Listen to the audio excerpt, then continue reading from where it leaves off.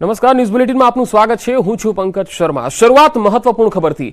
ગુજરાતવાસીઓ સાવધાન રહેજો, કારણ કે હજુ 2 દિવસ હવામાન વિભાગના જણાવ્યા પ્રમાણે મોટા ઉલટફેરની આગાહી છે। હવામાન વિભાગની હજુ 2 દિવસ વરસાદની આગાહી છે। તેજ પવન ફૂંકાઈ શકે છે અને ગાજવીજ સાથે વરસાદ પણ પડી શકે છે। રાજ્યમાં આજે અને આવતીકાલે વરસાદની આગાહી છે। થંડરસ્ટોર્મ એક્ટિવિટી સાથે ગાજવીજ વરસાદ થઈ શકે છે। આજની જો વાત કરીએ તો બનાસકાંઠા, ભરૂચ, સુરત, ભાવનગર, અમરેલી, ગીર સોમનાથ, કચ્છ અને દીવમાં વરસાદની સંભાવના છે। જ્યારે આવતીકાલે બનાસકાંઠા, ભરૂચ, સુરત, ભાવનગર, અમરેલી, ગીર સોમનાથ, કચ્છ અને દીવમાં વરસાદની સંભાવના રહેશે।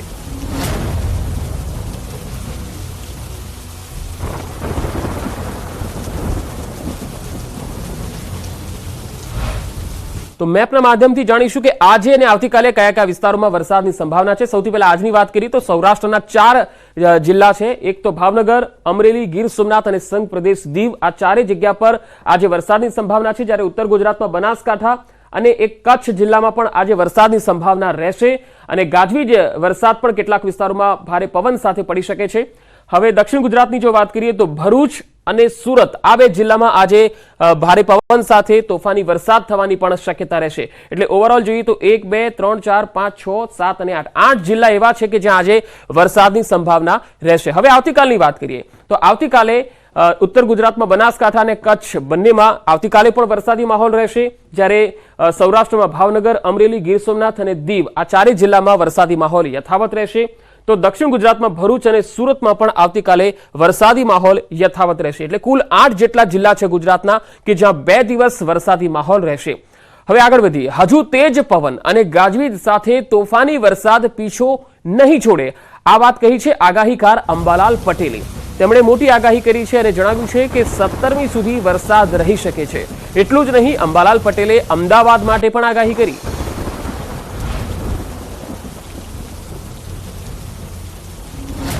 એપ્રિલ માસમાં એક પછી એક વેસ્ટર્ન ડિસ્ટર્બન્સ આવી રહ્યા છે। હમણાં આજથી જે લગભગ 17 તારીખ સુધીમાં એક વેસ્ટર્ન ડિસ્ટર્બન્સ આવશે, જેના લીધે ગાજવીજ અને ભારે તોફાન સાથે બનાસકાંઠાના ભાગોમાં વરસાદ થવાની શક્યતા રહે છે। દાહોદ, પંચમહાલના ભાગમાં વરસાદ થવાની શક્યતા રહે છે। અરવલ્લી, સાબરકાંઠાના ભાગમાં વરસાદ થવાની શક્યતા રહે છે। પરંતુ ત્યાંની અસર છે મધ્ય ગુજરાતના ભાગો સુધી થઈ શકે। અમદાવાદ, ગાંધીનગરમાં પણ ત્યાંની અસર થવાની શક્યતા રહી શકે। તો ગુજરાતના 3 ઝોનના રહીશો સાવધાન રહેજો। આગાહીકાર પરેશ ગોસ્વામીએ પણ ગુજરાતના 3 ઝોનમાં તીવ્ર માવઠાની આગાહી કરી છે। પરેશભાઈના મતે ગાજવીજ અને તેજ પવન સાથે વરસાદ પડી શકે છે।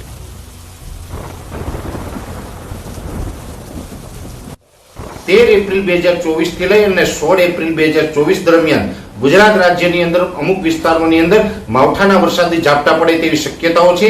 અને જે 13 થી 16 એપ્રિલ દરમિયાન જે માવઠાના વરસાદ પડશે તેની અંદર ખાસ કરીને તીવ્રતા છે એ સૌરાષ્ટ્ર, કચ્છ અને ઉત્તર ગુજરાતના ભાગોની અંદર તીવ્રતા વધારે જોવા મળે તેવી શક્યતાઓ છે। દક્ષિણ ગુજરાત અને મધ્ય ગુજરાતની અંદર હળવા સામાન્ય છૂટાછવાયા ઝાપટા પડશે અને સૌરાષ્ટ્ર, કચ્છ અને ઉત્તર ગુજરાતની અંદર થંડરસ્ટોર્મ એક્ટિવિટી સાથે તીવ્ર માવઠું થાય તેવું પણ હાલ એક અમારું વ્યક્તિગત અનુમાન છે। તો વાવાઝોડા સાથે માવઠાએ કચ્છને ગમરોડ્યું છે। અંજારમાં તો રસ્તા પર નદી વહેતી હોય એવા દ્રશ્યો જોવા મળ્યા।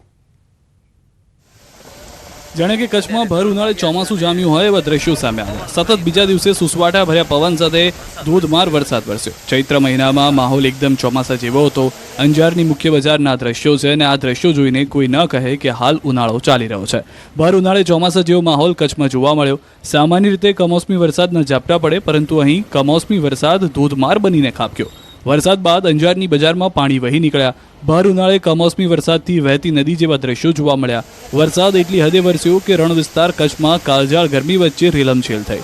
અનરાધાર વરસાદ વરસતા અંજારના રસ્તાઓ પર પાણીનો સહેલાબ વહી રહ્યો હોય એવા દ્રશ્યો દેખાયા। ભારે વરસાદને કારણે અંજાર શહેરનું જનજીવન ખોરવાઈ ગયું। જોકે કેટલાક દિવસોથી પડી રહેલી ભીષણ ગરમી બાદ વરસાદ વરસતા કચ્છના લોકોને ગરમીમાંથી રાહત જરૂર મળી। આ દ્રશ્યો ગાંધીધામ, અંજાર, ભુજ તાલુકાના છે।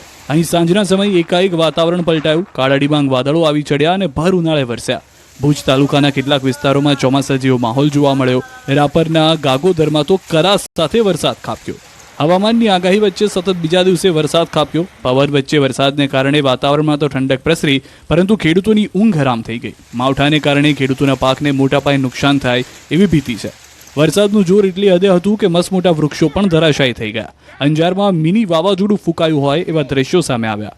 ભારે પવનને કારણે વીડી 4 રસ્તા પાસે મહાકાય વૃક્ષ ધરાશાયી થઈ ગયું. વૃક્ષ પડવાની ઘટના કેમેરામાં કેદ થઈ. આ તરફ ગ્રામ્ય વિસ્તારોમાં પણ માવઠાનો માર પડ્યો. કચ્છ જિલ્લામાં સતત બીજા દિવસે કમોસમી વરસાદ વરસ્યો. ગાંધીધામ, અંજાર, ભુજના ગ્રામ્ય વિસ્તારોમાં માવઠું થતાં ખેડૂતોની ઊંઘ હરામ થઈ. દેસલપર, કીડાણા, વાઢાઈ, મિર્જાપર સહિતના વિસ્તારોમાં કમોસમી વરસાદ વરસ્યો. મિની વાવાઝોડા જેવું વાતાવરણ બનતા કચ્છના કેટલાક વિસ્તારોમાં ભારે પવન સાથે ધોધમાર વરસાદ વરસ્યો. કચ્છના અંજારમાં વરસાદી માહોલ જામ્યો. સ્વામિનારાયણ મંદિર મહોત્સવના મંડપમાં પણ પાણી જોવા મળ્યું. કમોસમી વરસાદના પગલે મંડપ પલળી ગયો હતો. સાબરકાંઠામાં ભર ઉનાળે વરસાદી માવઠું ખાબકતા ખેડૂતો ચિંતિત બન્યા. સાબરકાંઠાના ઈડર, વડાલી, ખેડબ્રહ્મા સહિતના પંથકમાં ભારે પવન સાથે વરસાદી માવઠું થયું. સાંજના સમયે ભારે પવન અને ગાજવીજ સાથે વરસાદ ખાબક્યો. ઉનાળુ પાકમાં વરસાદ ખાબકતા ખેડૂતો પર છવાયા સંકટના વાદળો. વીજળીના કરંટ વચ્ચે વરસાદી માવઠું થતા જનજીવન ખૂબ જ પ્રભાવિત થયું.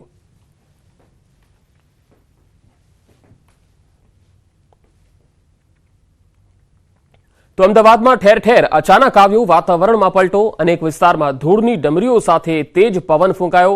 અમદાવાદના વસ્ત્રાલમાં પણ સાંજના સમયે અચાનક વાતાવરણમાં પલટો જોવા મળ્યો અને ધૂળની ડમરીઓ ઉડતી જોવા મળી, જેના કારણે વાહન ચાલકો સહિત લોકોને ભારે હાલાકીનો સામનો કરવો પડ્યો.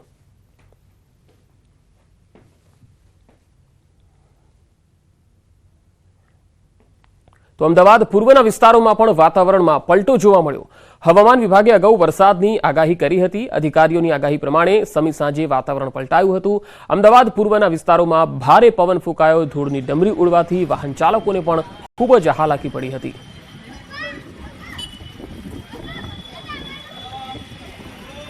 તો દ્વારકા શહેરમાં વાતાવરણમાં પલટો આવ્યો. દ્વારકા શહેરમાં તડકા વચ્ચે તેજ પવન ફૂંકાયો.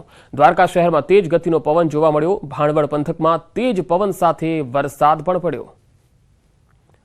તો તસવીરોમાં જોઈ શકાય છે કે દ્વારકાના અલગ અલગ વિસ્તારોમાં ભારે પવન ફૂંકાયો હતો. ભર તડકે ભારે પવન ફૂંકાતા તાપમાનનો જે પારો છે એ પણ ગગડી ગયો હતો.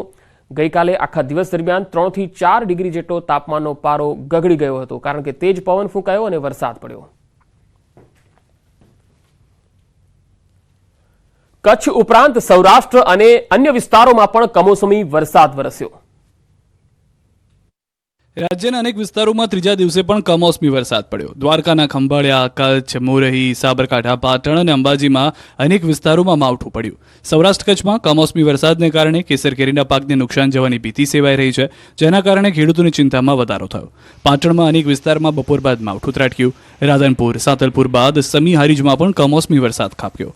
ગ્રામ્ય વિસ્તારમાં ભર ઉનાળે જામ્યો વરસાદી માહોલ. ગ્રામ્ય માર્ગો પર વરસાદી પાણીને કારણે જાણે નદી વહેતી હોય તેવા દ્રશ્યો દેખાયા. વારાહી, લખાપુર, કમાલપુરમાં વરસાદ વરસ્યો. માવઠું થતાં ઉનાળુ બાજરી, ઘાસચારો સહિત વાવેતર પર નુકસાનીની ભીતિ સેવાઈ રહી છે. આ તરફ દ્વારકા જિલ્લાના કેટલાક વિસ્તારોમાં કાળા ડિબાંગ વાદળો સાથે વરસાદ વરસ્યો. ભાણવડ તાલુકાના ગ્રામ્ય વિસ્તારોમાં માવઠાનો માર પડ્યો. ભારે પવન સાથે વાતાવરણમાં પલટો આવ્યો. ભાણવડના ગુંદા આસપાસ ગ્રામ્ય વિસ્તારોમાં પણ કમોસમી વરસાદે કહેર વર્તાવ્યો. જામનગરના જોડિયા પંથકના ગ્રામ્ય વિસ્તારોમાં તોફાની પવન ફૂંકાયો. લીંબુડા અને આસપાસના ગ્રામ્ય વિસ્તારમાં ઘેરાયેલા વાદળો વચ્ચે આંધી જેવી સ્થિતિ સર્જાઈ. અચાનક જ પવન ફૂંકાતા વરસાદી માહોલ બન્યો. જાણે કે ચૈત્રને અષાઢ મહિનાએ બાનમાં લીધો હોય એમ ચોમાસા જેવો ઘાટ ઘડાયો. માત્ર સૌરાષ્ટ્ર જ નહીં, રાજ્યના અન્ય વિસ્તારોમાં પણ કમોસમી વરસાદની હાજરી રહી. સાબરકાંઠાના પોશીના પંથકમાં ભર ઉનાળે માવઠું પડ્યું. ભારે ઉકળાટ બાદ માવઠું થતાં ગરમીથી રાહત મળી, પરંતુ કમોસમી વરસાદને લઈ ખેડૂતો સહિત સ્થાનિકો ચિંતાતુર દેખાયા. રાજ્યના ચેરાપુંજી ગણાતા અમરેલી જિલ્લામાં ચોમાસામાં તો ધોધમાર વરસાદ વરસે જ છે, પરંતુ અહીં પણ ભર ઉનાળે વરસાદ ખાબક્યો. ધારીગીરના ગ્રામ્ય વિસ્તારોમાં સતત બીજા દિવસે વરસાદ વરસ્યો. ધારીગીરના દલખાણિયા, સુખપુર, આંબાગાળા, પાણિયા, મીઠાપુર સહિતના ગ્રામ્ય વિસ્તારોમાં વરસાદ વરસ્યો. કમોસમી વરસાદને કારણે કેસર કેરીને પણ નુકસાન થવાની સંભાવના છે. યાત્રાધામ અંબાજીમાં સતત બીજા દિવસે કમોસમી વરસાદે હાજરી પુરાવી. અંબાજીના કેટલાક વિસ્તારોમાં કાળા ડિબાંગ વાદળો ચડી આવ્યા. કેટલાક સ્થળોએ વરસાદી ઝાપટા પડ્યા, જેના કારણે લોકો અને અંબાજી આવેલા શ્રદ્ધાળુઓને ગરમીના બફારાથી છુટકારો મળ્યો. અને હવે વાત મહાસંગ્રામની.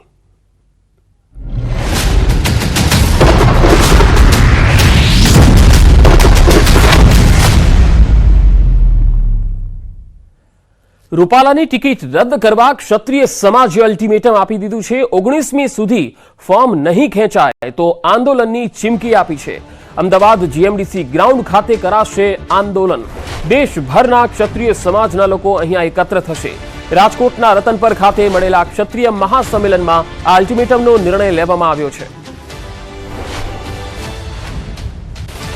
રાજકોટના રતનપરમાં દેશભરના ક્ષત્રિય સમાજના લોકો અલગ અલગ જિલ્લાઓમાંથી પણ આવ્યા અને મોટી સંખ્યામાં ક્ષત્રિય સમાજનો એક સૈલાબ કહી શકાય એ એટલી સંખ્યામાં લોકો અહીંયા એકત્ર થયા અને અહીંયા આંદોલનની પણ ચીમકી આપી છે કે 19મી સુધી રૂપાલા પોતાનું ફોર્મ પરત નહીં ખેંચે અને તેમની ટિકિટ રદ નહીં થાય તો અમદાવાદમાં જબરજસ્ત આંદોલન થશે।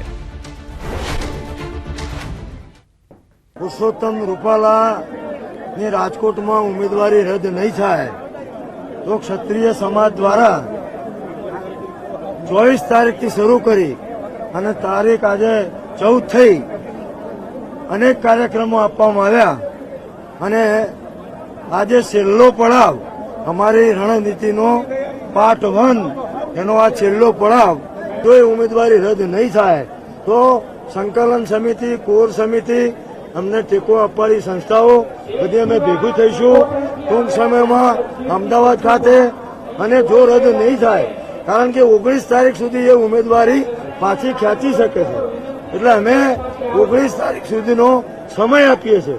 19 તારીખ સુધી ફાઇનલ થઈ જશે પછી આગળ શું કરવું એ અમે આપ મીડિયાના મિત્રોને જરૂરથી જણાવીશું। અમારે કોઈ પક્ષ સાથે વાંધો નથી, બરાબર છે, કોઈ વ્યક્તિ સાથે વાંધો નથી, બે સમાજ વચ્ચે વાંધો નથી। આપણે જોયું કે આજે તમામ સમાજે ટેકા જાહેર કર્યા તો સમગ્ર 18 આલમ ક્ષત્રિય સમાજ સાથે છે। ગુજરાતમાં ચૂંટણીનો માહોલ જબરજસ્ત જામ્યો છે। વિવિધ પક્ષના ઉમેદવારો આજે ઉમેદવારી પત્ર ભરશે। ભાજપના 6 ઉમેદવારો આજે ઉમેદવારી પત્ર ભરવાના છે તો કોંગ્રેસના 3 ઉમેદવારો આજે ઉમેદવારી પત્ર ભરશે। 2 બેઠકની પેટા ચૂંટણીના ઉમેદવારો પણ આજે જ ફોર્મ ભરશે। પોરબંદર લોકસભા બેઠકના ભાજપ ઉમેદવાર મનસુખ માંડવિયા બપોરે 12:39 કલાકે વિજય મુહૂર્તમાં ફોર્મ ભરશે તો પોરબંદર પેટા ચૂંટણીના ભાજપના ઉમેદવાર અર્જુન મોઢવાડિયા પણ આજે જ ફોર્મ ભરશે। દાહોદમાં ભાજપ ઉમેદવાર જસવંતસિંહ ભાભોર આજે ફોર્મ ભરશે તો સુરેન્દ્રનગરના ભાજપ અને કોંગ્રેસના બંને ઉમેદવારો આજે ફોર્મ ભરશે। ભાજપ ઉમેદવાર ચંદુભાઈ સિહોરા 12:39 કલાકે ઉમેદવારી પત્ર ભરશે તો કોંગ્રેસના ઋત્વિક મકવાણા પણ નામાંકન પત્ર ભરશે। આ તરફ બારડોલી કોંગ્રેસના ઉમેદવાર સિદ્ધાર્થ ચૌધરી તાપી કલેક્ટર કચેરીએ ફોર્મ ભરવા જશે તો પંચમહાલ ભાજપ ઉમેદવાર રાજપાલસિંહ જાધવ, બનાસકાંઠા કોંગ્રેસ ઉમેદવાર ગેનીબેન ઠાકોર, અમદાવાદ પૂર્વ ભાજપ ઉમેદવાર હસમુખ પટેલ ફોર્મ ભરશે તો ભરૂચ ભાજપ ઉમેદવાર મનસુખ વસાવા પણ આજે ઉમેદવારી નોંધાવશે। તો આ તરફ વાઘોડિયા પેટા ચૂંટણીમાં ભાજપ ઉમેદવાર ધર્મેન્દ્રસિંહ વાઘેલા પણ ફોર્મ ભરશે। આ સમયે ગૃહ રાજ્યમંત્રી હર્ષ સંઘવી, પૂર્વ ગૃહ રાજ્યમંત્રી પ્રદીપસિંહ જાડેજા, પ્રભારી ગોરધન ઝડફિયા અને સાંસદ રંજનબેન ભટ્ટ હાજર રહેશે।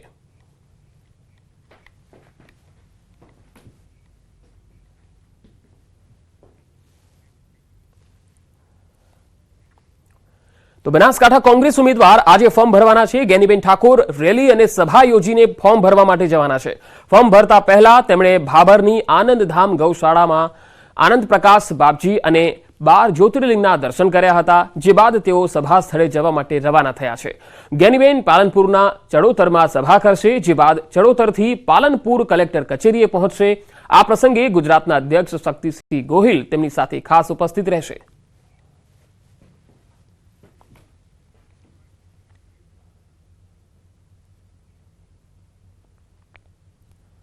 હવે વાત ભરૂચની। ભરૂચ લોકસભા ભાજપ ઉમેદવાર મનસુખ વસાવા પણ આજે જ ફોર્મ ભરવાના છે। મનસુખભાઈ આજે 7મી વખત ભરૂચ બેઠક પરથી નામાંકન ભરવા માટે જઈ રહ્યા છે। સવારે તેઓ રાજપીપળા નિવાસસ્થાનેથી નીકળી ભરૂચ કલેક્ટર કચેરીએ જવા રવાના થયા હતા। આ પહેલા સવારે પરિવાર સાથે પૂજા પાઠ કરી અને બાદમાં પત્નીએ તેમનું મોં મીઠું કરાવ્યું હતું અને કુટુંબીજનોની શુભેચ્છાઓ લઈ આદ્યશક્તિમાં હરસિદ્ધિના મંદિરે દર્શન કર્યા હતા।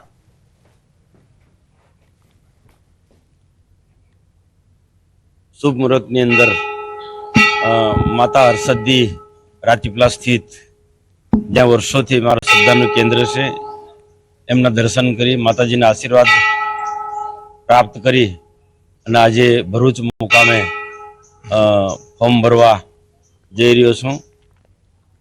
ચૂંટણી નજીક છે ત્યારે હવે પ્રચાર જોર પકડી રહ્યો છે। ભાવનગર ખાતે ગુજરાત ભાજપ અધ્યક્ષ સી.આર. પાટીલની ઉપસ્થિતિમાં બૂથ પ્રમુખ સંમેલન યોજાયું હતું।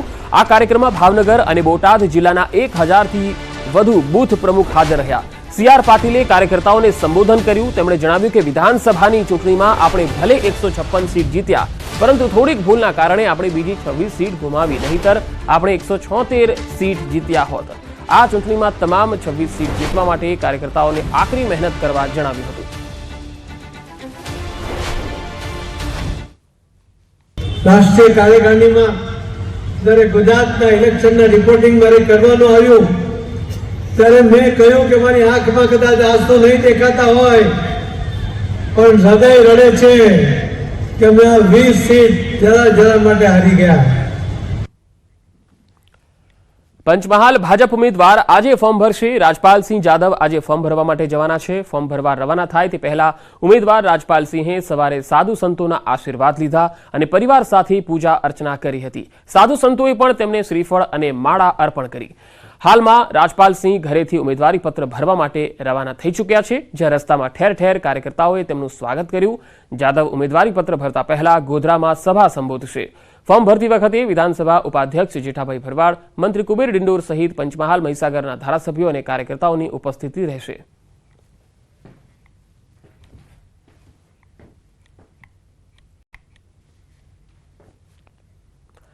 અને હવે બ્રેકમાં જતા પહેલા નજર ટોપ 3 હેડલાઇન્સ પર। ભાજપ કોંગ્રેસના ઉમેદવારો આજે ભરશે ફોર્મ। માંડવિયા, ગેનીબેન ઠાકોર સહિત 11 લોકો ઉમેદવારી પત્ર ભરશે। ખેડૂતો પર આફત, ભર ઉનાળે સાબરકાંઠા અને જસદણમાં કેટલાક સ્થળોએ માવઠું પડતા ખેડૂત ખેતરોમાં ઉભા પાકને ભારે નુકસાન।